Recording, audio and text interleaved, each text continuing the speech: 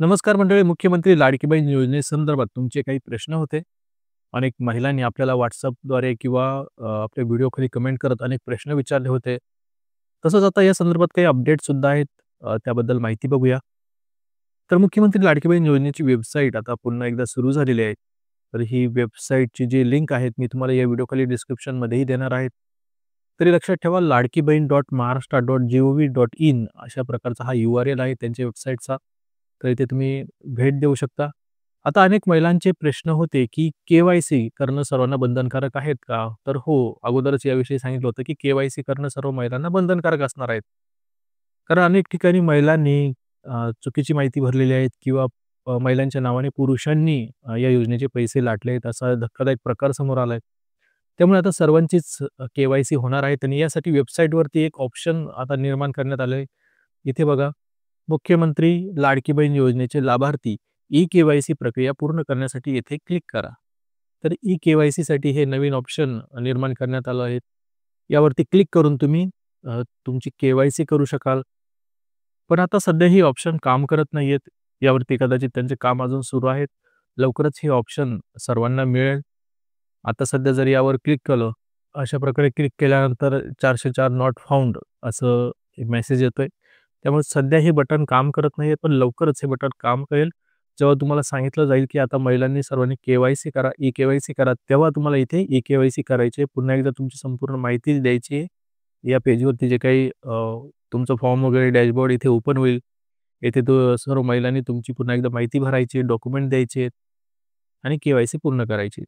आता या ई-के-वाय-सीसाठी कोणते डॉक्युमेंट लागतील ते लवकरच इथे सांगितलं जाईल. त्यानुसार तुम्ही ई-के-वाय-सी कंप्लीट करा आणि जेव्हा ही ई-के-वाय-सी प्रक्रिया सुरू होईल, त्यावेळेस आम्ही नक्की आमच्या YouTube चॅनलवरती या संदर्भात माहिती देऊ. WhatsApp ग्रुपवरतीही माहिती देऊ. मराठी ज्यांचा WhatsApp ग्रुप आहे, Telegram ग्रुप आहेत. त्यामुळे त्यांनाही जॉइन करा. त्यांची लिंकसुद्धा या व्हिडिओखाली डिस्क्रिप्शनमध्ये दिलेली आहे. तर आता या व्यतिरिक्त अजूनही महिलांचे काही प्रश्न होते. ते म्हणजे आता जुलै महिन्याचा हप्ता लाडक्या बहिणींना कधी मिळणार? तर या संदर्भात आदिती तटकरे यांनी स्वतः माहिती दिली आहे. तर त्यांनी या संदर्भात ट्विट केलं होतं. लाडक्या बहिणींना रक्षाबंधनाची भेट. माननीय मुख्यमंत्री श्री देवेंद्रजी फडणवीस साहेब, उपमुख्यमंत्री श्री एकनाथजी शिंदे साहेब, उपमुख्यमंत्री श्री अजितदादा पवार यांच्या मार्गदर्शनाने मुख्यमंत्री आपली लाडकी बहीण योजनेच्या सर्व पात्र लाभार्थ्यांना रक्षाबंधनाच्या पूर्वसंध्येस जुलै महिन्याचा सन्मान निधी ₹1500 वितरित करण्यात येणार आहेत. तर जुलै महिन्याचा हप्ता हा रक्षाबंधनाच्या पूर्वसंध्येस सर्वांना मिळणार आहे. रक्षाबंधनाच्या पूर्वसंध्येस सर्व पात्र लाडक्या बहिणींच्या बँक खात्यात सन्मान निधीची रक्कम थेट लाभ हस्तांतरणाद्वारे जमा करण्यात येईल. म्हणजेच डी-बी-टीद्वारे जमा करण्यात येईल. ज्यांचं आधार बँकेला लिंक आहेत, त्या आधारद्वारे हे पैसे त्यांच्या बँक अकाउंटमध्ये पाठवण्यात येईल. तर आता 2 महिन्यांचे पैसे म्हणजे ₹3000 एकत्र मिळणार का? तर असाही अनेक महिलांचा प्रश्न होता.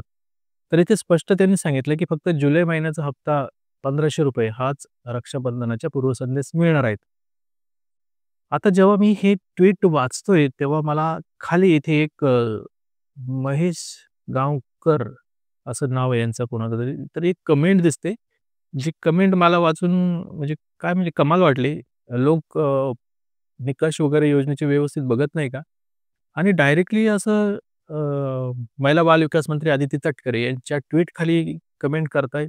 त्यात त्यांचा जो काही प्रकार सुरू आहे तोही उघड पडतोय इथे, की यांनी जर अगोदर पैसे घेतले असेल तर ते चुकीच्या पद्धतीनं पैसे घेतले, असं यातून दिसून येतंय. तर त्यांनी स्वतःच ट्वीटमध्ये बघा काय म्हटलंय, या कमेंटमध्ये काय म्हटलंय, तुम्हाला एकदा वाचून दाखवतो मी. तर यांनी म्हटलंय, की "ताई, जून-जुलैचे पैसे एकत्र येणार आहेत का? एकदा काय ते सांगून टाका. गरीब मुली, महिला यांना उगाच त्रास देऊ नका. बिचारा तुमच्या या योजनेचा लाभ येतो नाही येत वाट पाहत असतात. कृपया योग्य ती माहिती पुरवा. कोणाला नाही येणार, कोणाला येणार. आता आमच्या घरात तिन्ही महिलांना आले नाहीत." म्हणजे यांच्या घरातल्या 3 महिलांना जून महिन्यापासूनचे पैसे आले नाहीत. ठीक आहे. जून महिन्यापासूनचे नाही आले. यांच्या घरात 3 महिला या योजनेचा लाभ घेत आहेत.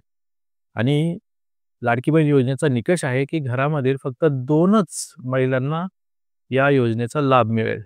पण यांच्या घरात मात्र 3 महिलांना योजनेचा लाभ मिळतोय. याचाच अर्थ यांनी चुकीच्या प्रकारे या योजनेचा लाभ घेतलाय.